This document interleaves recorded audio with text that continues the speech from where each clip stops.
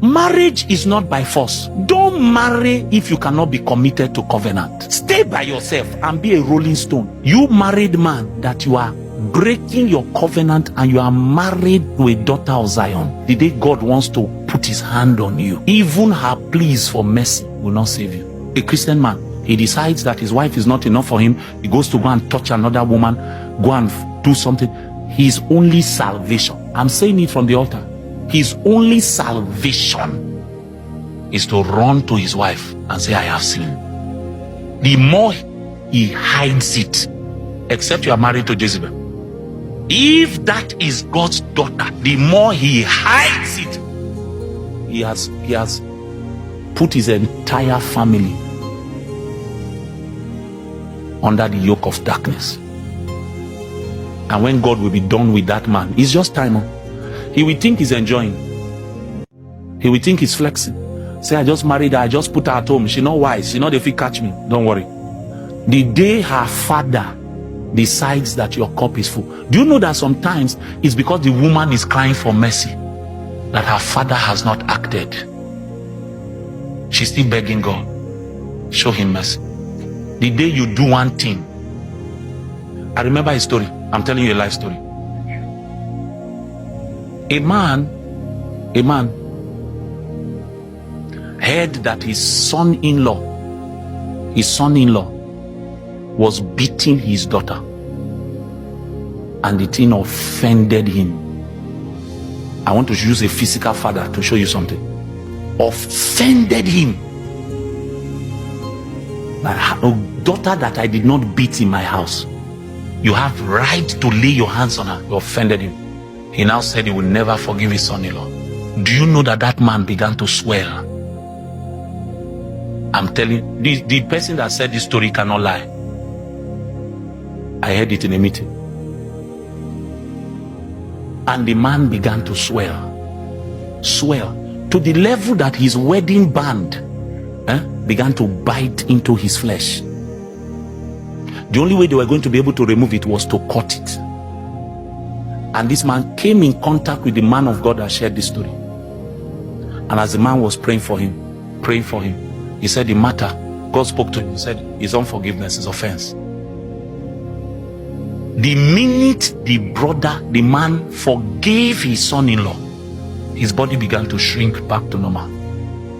If a physical father can be that offended that you touched his daughter, you married man that you are breaking your covenant and you are married to a daughter of Zion,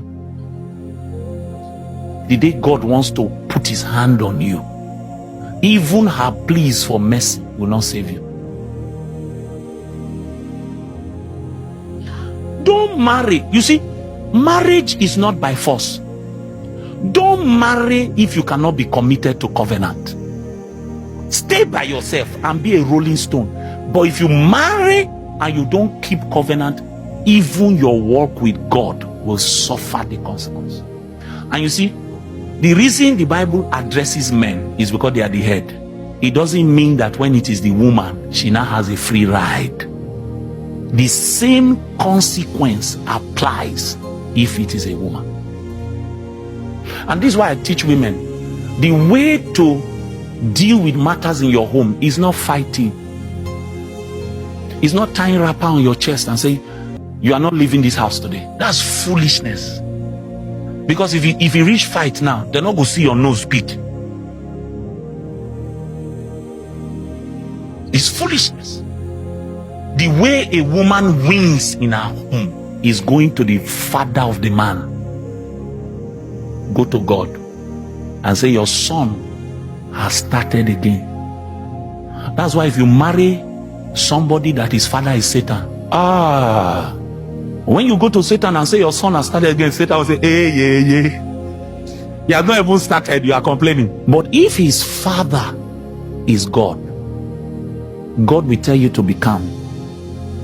There are times I've done things, is when I knelt down to pray, God will say, the way you spoke to my daughter now, is it correct?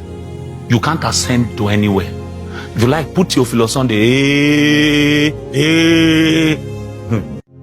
you will not move, no realms for you. and God doesn't shout. He's dealing with his son. If God is your father, he doesn't need to speak twice. Once has he spoken, you hear it twice.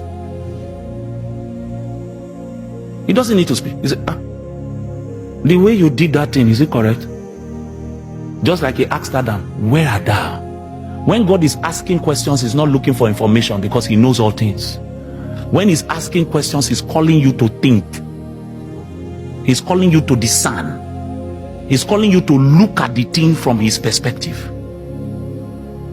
The way you did that thing, is it correct? Then you now say, Daddy, I have sinned. It's okay, get up. Settle that matter before we continue our discussion. So sometimes, if the pride is too much and the ego is too much, you look for your phone and say, is it that small thing that I did?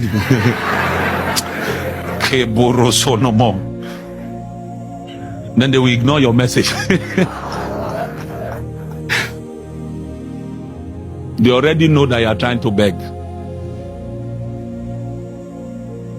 I say, I'm sorry. It works like magic. You just feel a weight lift.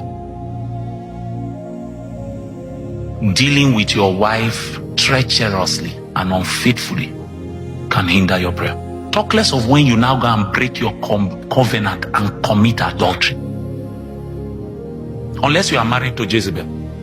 If that is a daughter of Zion that you have sinned against your covenant, you don't know what you have done. You've not only hindered your prayers, you have given Satan a foothold in your marriage. That's what you've done.